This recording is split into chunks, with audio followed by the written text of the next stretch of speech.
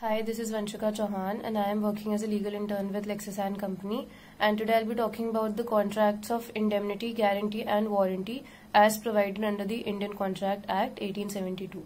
So all these terms seem similar as they provide protection to the consumers, but all of the three terms have very different meanings from each other. Starting with the contract of indemnity.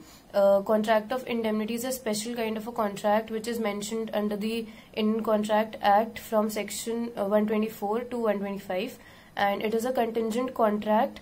It is defined as a contract wherein one party promises to save the other party from the loss caused to him or the damages caused to him by the conduct of himself or by a third party.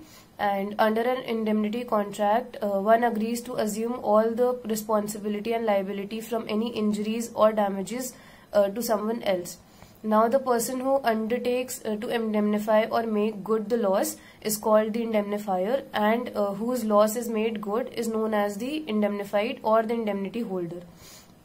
For example, A contracts to indemnify B for any consequences of any proceedings which C may initiate against B with respect to a sum of 200 rupees. Now, this is a contract of indemnity, and if B is ordered to pay C the sum of 200 rupees, then A shall be required to pay B the same amount.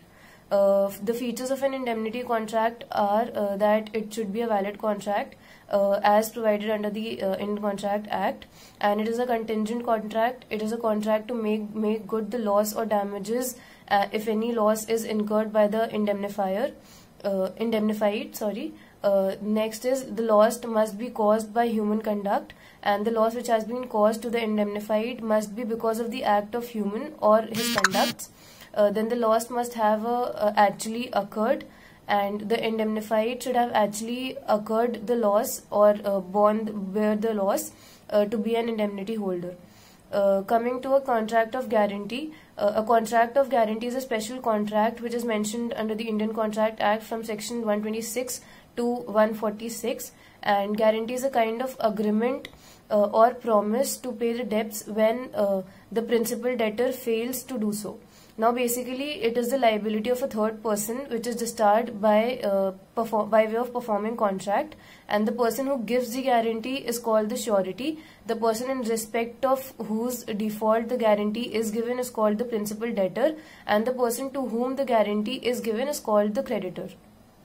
Now, both of these differ. Firstly, wherein indemnity has two parties, whereas guarantee has three parties. Now, there are two kinds of guarantees. One is specific guarantee. Under this, it means that the guarantee which is given to a party for a single transaction only, and under it the liability of the surety extends to one single transaction.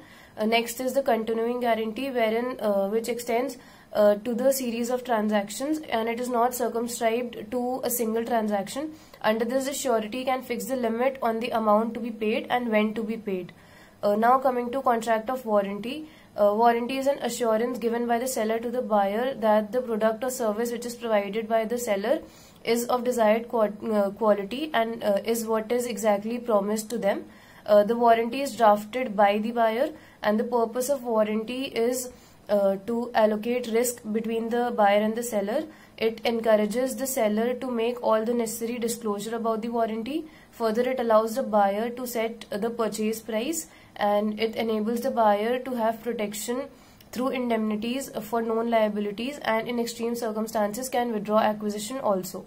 Now, in case of breach of warranty, then the buyer can seek for damages, and the buyer is being compensated for the loss, and they're put in a position in which they would have been earlier if the breach would not have happened. Now, talking about the essentials of a warranty contract, the very first one is that it is secondary to the main purpose of the contract, and breach of the warranty does not destroy the very purpose of the contract, and breach of warranty gives the right only to claim damages, and the buyer cannot rescind the contract.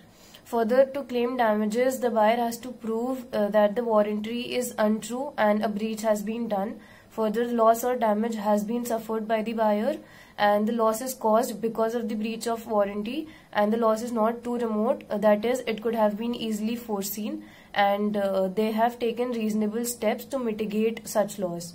These were the 3 contracts of indemnity, guarantee and warranty under the Indian Contract Act 1872.